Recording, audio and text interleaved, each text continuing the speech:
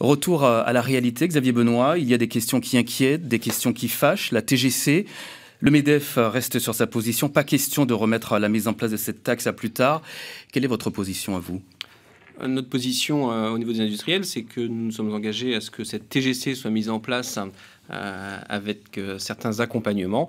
Et donc nous restons accrochés à cette position. Oui à une TGC s'il y a un accompagnement nécessaire pour les industriels calédoniens. Quel accompagnement ? Aujourd'hui, on a soulevé deux points majeurs, en tous les cas deux points qui nous semblent majeurs. Le premier, qui est très technique, c'est une question liée à la trésorerie des industries, parce que les industries vont payer plus de TGC qu'elles ne vont en collecter. Donc, elles vont faire une avance de trésorerie pour la Nouvelle-Calédonie. Donc, il faut trouver les moyens pour pouvoir rembourser rapidement les industriels qui feront l'avance de trésorerie. Le deuxième point, presque tout aussi complexe, c'est qu'en changeant de système, c'est-à-dire qu'en supprimant des taxes à l'entrée dont les industriels sont exonérés et en mettant en place une TGC, les industriels canadiens vont avoir une perte de compétitivité par rapport aux importateurs, et donc il faut arriver à accompagner cette perte de compétitivité. Oui, à accompagner cette perte de compétitivité. Le gouvernement s'est dit favorable, en tout cas, à mettre en place cet accompagnement. Où en est-on aujourd'hui ? Alors aujourd'hui, je crois que le gouvernement et tous les acteurs économiques, même l'intersyndical, disent qu'ils sont vigilants à ce que cet accompagnement soit mis en place. Comme on le dit à la Fédération des industries depuis un certain nombre d'années, on veut avoir une vision très positive de notre avenir, et je pense que dans le contexte institutionnel actuel, c'est important d'avoir une vision positive. Et donc, effectivement, nous souhaitons, nous, qu'il y ait le développement d'une nouvelle politique, une nouvelle stratégie de développement de l'industrie de transformation en Nouvelle-Calédonie. Et donc, on appelle de nos voeux un code de l'industrie, un code de développement de l'industrie qui inclurait une réforme des protections de marché, qui serait une espèce de boîte à outils à disposition des industriels et qui permettra aux industriels en place ou à de nouveaux industriels de trouver les outils pour développer leur activité et permettre le développement économique et social calédonien. Oui, mettre en place ce système de protection de marché, ça prendrait quelle forme d'ailleurs ? Aujourd'hui, le système de protection de marché existe, puisque c'est sous forme d'une délibération que le dispositif existe. Il existe soit sous forme de ce qu'on appelle de taxes, donc on appelle les TCPPL dans le jargon, soit sous forme de protection quantitative. Les protections quantitatives, c'est qu'on interdit totalement ou partiellement l'importation de produits que l'on peut fabriquer localement. La question qui est portée par le discours de politique générale du gouvernement calédonien depuis deux mandatures, c'est de réformer ce dispositif pour le rendre plus fluide, plus efficient et plus adapté aux besoins de l'économie calédonienne. Oui, mais vous ne dites pas quelle forme qui vous favoriserait le plus. Est-ce qu'il faut interdire totalement ? Est-ce qu'il faut un contingent ? Est-ce qu'il faut une nouvelle taxe ? Aujourd'hui, je pense que sur le dispositif, que ce soit du tarifaire ou du quantitatif, c'est-à-dire que l'on puisse interdire totalement ou partiellement des importations quand on produit localement ou que l'on taxe, c'est quelque chose qui perdurera, qui existe et qui doit perdurer. Aujourd'hui, c'est plutôt sur les modalités d'instruction des dossiers quand il y a des demandes. Est-ce que les instructions, elles sont au niveau d'une filière, au niveau d'une entreprise ? Comment on évalue les engagements des entreprises ou des filières qu'on va pouvoir protéger ? Donc, c'est plutôt sur les modalités d'instruction que la réforme doit porter. Comme vous l'avez dit, tout cela est très technique. Alors, si la TGC, Xavier Benoît, est mise en place telle qu'elle, est-ce que... Alors, dites-nous, quelles sont les conséquences qu'il y aura pour les entreprises locales de transformation? Conséquences sur quoi? Sur la trésorerie? Conséquences sur la compétitivité? Alors, sur la trésorerie, comme j'ai dit, aujourd'hui, il est prévu qu'il y ait un taux réduit de TGC pour les industriels. Et pour l'instant, ça, c'est acquis. Pour l'instant, c'est acquis. Et on parle d'un taux de 3% pour la production locale. Ce qui veut dire qu'un industriel va payer sur ses intrants en moyenne 11% de TGC. C'est-à-dire que sur les matières premières qu'il fait rentrer en Nouvelle-Calédonie, il va payer 11% de TGC. Mais parfois, il paiera 22% de TGC. Et par contre, lui facturera 3% sur ses produits finis. Donc, ça va faire un décalage de trésorerie. Et donc, ça, c'est un point important, puisqu'il faut savoir comment est-ce qu'on pourra rapidement rembourser les industriels des avances de TGC qu'ils feront. Le deuxième point, qui est le plus important, je pense, c'est celui lié à la perte de compétitivité des industriels. Les industriels, aujourd'hui, ils ont un avantage concurrentiel, les industriels calédoniens qui leur est donné, c'est qu'ils sont exonérés de taxes générales sur les importations. D'accord. Donc c'est une taxe qui est généralement de 21%, c'est-à-dire quelqu'un importe un produit fini, il paye une taxe de 21%. Quelqu'un fabrique localement sur ses matières premières, il ne paye pas les 21%. Donc ça lui donne, pour l'industriel local, un avantage concurrentiel. Demain, cet avantage va disparaître. Tout le monde payera la même TGC à l'entrée, que ce soit sur des matières premières ou sur des produits importés. Et donc, l'industriel, on va renchérir le coût de sa production. Et pour éviter que ce renchérissement amène un renchérissement des prix de vente des produits fabriqués localement, il faut qu'on trouve des modalités d'accompagnement. Donc ça veut dire qu'il faut du temps pour trouver ces modalités? Non, je pense qu'il y a une vraie maturité. Je pense qu'il ne faut pas conditionner la TGC à encore trop de temps. Il en faudra un peu pour finaliser les travaux. Mais avec un code de développement de l'industrie, on aura une boîte à outils dans laquelle, entre autres, les industriels pourront trouver les éléments pour lutter contre cette perte de compétitivité qui s'imposera à eux avec la mise en place de la TGC. Alors finalement, qu'est-ce que vous demandez, vous, à la FINC? Un report de la TGC? À quelle date? Ce qu'on demande à la FINC, c'est qu'on s'assure que ce code de développement de l'industrie soit bien en place quand on passera en TGC à taux plein. Et puis on demande que tous les textes nécessaires à la mise en place de la TGC soient effectifs au moment où on passe au taux plein. Donc ça peut passer en 2018, ça ne vous pose pas de problème à partir du moment où cette boîte à outils est mise en place? Exactement, c'est que j'ai été clair dans ce que j'ai dit. Est-ce finalement une réforme avantageuse pour les entreprises locales de transformation? On se pose la question, elle est avantageuse pour qui cette TGC? Je rappelle juste que la TGC, on a décidé de la mettre en place. Vous dites? Oui, c'est-à-dire la totalité des partenaires qui ont signé des accords économiques, sociaux et fiscaux. C'est-à-dire toute la Nouvelle-Calédonie, y compris l'État. Et donc, tous ces acteurs ont décidé de mettre en place la TGC pour deux raisons. Un, parce que beaucoup étaient convaincus qu'avec la TGC, on allait pouvoir baisser les prix structurellement en Nouvelle-Calédonie. Et puis la deuxième raison, c'est qu'on allait donner un peu plus de clarté fiscale à la constitution des prix en Nouvelle-Calédonie avec des taxes à l'entrée. La clarté fiscale, à peu près tout le monde est assez d'accord dessus, ou vous êtes d'accord? Je pense que c'est effectivement un élément positif. La baisse des prix aujourd'hui, là, ça pose problème? Aujourd'hui, effectivement, ça pose problème puisque aujourd'hui, il est envisagé de mettre des mesures d'accompagnement pour s'assurer qu'il n'y aura pas un renchérissement des prix au moment de la mise en place de la TGC à taux plein. Donc, effectivement, ça pose problème. Une mise en place donc sans les accords de compétitivité, ça ne vous gêne pas? Si, ça nous gêne parce qu'effectivement, c'était un moyen d'accompagner les industriels justement dans cette perte de compétitivité. Et puis parce que pour l'instant, on a laissé sur le banc de la route un élément de la réforme qui nous semblait indispensable, c'était le contrat de compétitivité sociale qui aurait été effectivement une avancée significative sur l'organisation du travail en Nouvelle-Calédonie. D'accord. Et cette alliance inattendue entre le MEDEF, l'intersyndicale, vous en pensez quoi? Les alliances atypiques, on commence à s'habituer en Nouvelle-Calédonie, donc ça fait partie des alliances atypiques. Je pense que c'est une alliance sur une histoire de date. C'est peut-être une alliance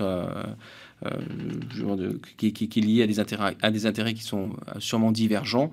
L'alliance, elle est pour l'instant réelle sur un point évident, c'est une date. Donc c'est quand même assez limité comme alliance. Oui, et pour la CPME, vous êtes proche quand même de la CPME. La FINC est adhérente à la CPME. Absolument. Alors l'application de la TGC en 2018 va tuer les entreprises, ça va faire grimper les prix. Chérifaline aussi, elle prend pas de gants, elle dit qu'on ment aux Calédoniens. Vous êtes sur quelle position? Je pense que Chérifaline Linossier a son discours qu'on connaît, qui est franc et direct. Aujourd'hui, quand elle dit que la mise en place d'une TGC à taux plein sans accompagnement, ça va renchérir les prix, c'est évident et tout le monde le partage puisque on veut mettre en place une loi pour... Elle va plus loin, elle dit que ça va tuer certaines entreprises qui, elles, n'arrivent pas à suivre. Aujourd'hui, nous on le dit au niveau des industriels, s'il n'y a pas d'accompagnement face à la perte de compétitivité qu'on va avoir, ça tuera effectivement des industriels, c'est évident. Xavier Benoît, vous restez avec nous, je rappelle que vous êtes le président. L'invité de la matinale sur La Première. Oui, vous avez 10 minutes à partir de maintenant pour composer notre numéro de téléphone, le 258-258. Si vous souhaitez participer à cette conversation, poser une question à notre invité, Xavier Benoît, le président de la Fédération des industries de Nouvelle-Calédonie. Thierry Belmont. La TGC sera mise en place, probablement en 2018. Mais il y a des grandes questions qui restent en suspens, Xavier Benoît, comme le gel des marges qui est demandé aux entreprises, les prix également, puisqu'il faut que les prix baissent et que le consommateur s'y retrouve avec cette mise en place des taxes, en tout cas ce qui était proposé, ce qui est encore proposé. Et puis ces histoires de remboursement de taxes sur les stocks, ça concerne qui ? Alors aujourd'hui, ça doit concerner toutes les entreprises qui importent soit des produits finis, soit des matières premières, et donc qui ont payé des taxes sur des produits importés, des taxes existantes, et qui vont être supprimées à la date de mise en œuvre de la TGC au taux plein. C'est une belle ardoise, ça. On parle de près de 9 millions de francs. 9 milliards. 9 milliards, 9 millions, je pense que l'affaire a été réglée. 9 milliards. Donc oui, c'est une grosse ardoise. L'idée, c'était de financer cette ardoise avec la collecte de la TGC pendant la marche à blanc, donc toute cette période d'essai qui a été engagée depuis de nombreux mois. Sauf qu'on n'a pas assez collecté. Pour l'instant, on n'a pas assez collecté. Donc aujourd'hui, effectivement, je pense que d'abord le texte n'est pas écrit, savoir comment est-ce qu'on va faire pour rembourser ces taxes. C'est un point important parce que le remboursement conditionne pour certains le désarmement de ces taxes. Donc pour éviter d'avoir un effet inflationniste, une augmentation des prix avec une double taxation, les taxes à l'entrée plus la TGC, c'est important de trouver une solution pour ceux qui veulent se faire rembourser. On se dirigerait vers quelle solution ? Aujourd'hui, il y a plusieurs pistes. Il y a la piste liée aux capacités financières, puis il y a la piste de ce que voudraient les entreprises. Les dernières négociations feraient qu'on aurait un remboursement forfaitaire à concurrence de 70% de ces taxes et que les entreprises s'engageraient à désarmer 100% des taxes derrière. Donc les discussions sont encore sur ce point-là. Et le MEDEF qui parle d'emprunt, il propose au gouvernement d'emprunter. Il dit que le gouvernement serait plutôt d'accord pour cette option-là. Aujourd'hui, effectivement, ce qui est envisagé, c'est d'avoir un premier remboursement immédiat, et puis le solde du remboursement serait basé soit sur alors un emprunt qui va emprunter. Est-ce que c'est les entreprises qui font le prêt sur 10 ans, ou est-ce que c'est le gouvernement qui emprunte et qui rembourse immédiatement? C'est un point qui n'est pas non plus aujourd'hui arrêté. Oui, la grande question très simple que se pose le consommateur, c'est est-ce que nous, on va s'y retrouver avec la mise en place de cette taxe aujourd'hui? Est-ce qu'on va voir les prix baisser, tout simplement? Eh bien, c'est la grande question que je me pose moi aussi. Pas en tant que consommateur, en tant qu'acteur économique. L'enjeu de cette réforme, c'était de baisser structurellement les prix. Aujourd'hui, on voit bien qu'on cale un peu sur cette question. On cale beaucoup même. Et c'est un vrai enjeu, parce que je pense que si le consommateur ne voit pas les effets dans son panier quand il va faire ses courses, ce sera un échec que cette réforme. Effectivement, ce qui nous interroge à la Fédération des industries, c'est qu'on nous parle de gel des prix, gel des marges. Avec des gels, on n'a jamais diminué des prix. Donc aujourd'hui, c'est comment est-ce qu'on accompagne vraiment une baisse des prix? Est-ce qu'on ne devrait pas amener à obliger à une baisse des prix, et puis après aux acteurs économiques de gérer cette baisse des prix? Oui, je rappelle à nos auditeurs, auditrices, qu'ils peuvent nous appeler bien sûr au 258-258 s'ils ont une question à poser à notre invité. On vous attend. Il vous reste encore 6 minutes pour nous appeler. À Sydney, mais aussi à Nouméa, Emmanuel Macron il n'a cessé de mettre en avant la constitution d'un axe stratégique pour répondre aux défis de la zone Indo-Pacifique. Pour lui, il faut s'organiser face aux tentatives hégémoniques de la Chine. Est-ce que la Nouvelle-Calédonie peut tirer son épingle du jeu dans ces nouvelles relations commerciales voulues par le chef de l'État? Alors nous, on était très content de ce discours tenu par le président de la République, puisque à la Fédération d'industrie, depuis 2014, on milite et on agit pour accompagner les industries calédoniennes à l'export. Donc effectivement, on se retrouve complètement dans ce discours. On pense que la Nouvelle-Calédonie, avec son économie, que ce soit les industries ou les entreprises de services, ont un vrai rôle à jouer dans le développement des relations économiques régionales. Donc c'est une très bonne nouvelle que la France porte une stratégie pour les territoires français du Pacifique. De l'autre côté du miroir, j'avais quand même envie de répondre à M. Macron. Il faudra que la France pense aussi à se donner les moyens de cette stratégie. Si vous prenez une photo de l'ambassade de France à Port-Vila et une photo de l'ambassade de Chine à Port-Vila, vous voyez qu'on n'a pas tout à fait encore les moyens de notre stratégie. Et vous n'avez pas peur de vous faire manger par des plus grosses entreprises venant de métropole, par exemple, dans ce nouvel axe Indo-Pacifique C'est une vraie vigilance qu'on devrait avoir, mais on n'oublie pas en Nouvelle-Calédonie l'exemple de plusieurs grosses entreprises qui ont tenté de s'implanter dans la région et qui ont connu des échecs patents puisqu'elles avaient une méconnaissance totale de l'organisation régionale. C'est ce que vous allez mettre en avant, votre connaissance de l'environnement régional? Absolument, et donc nous, depuis 4 ans, avec notamment le lancement du cluster NTTI Avenir Export, on rappelle que c'est avec des coopérations entre entreprises qu'on arrivera à gagner des marchés dans la région.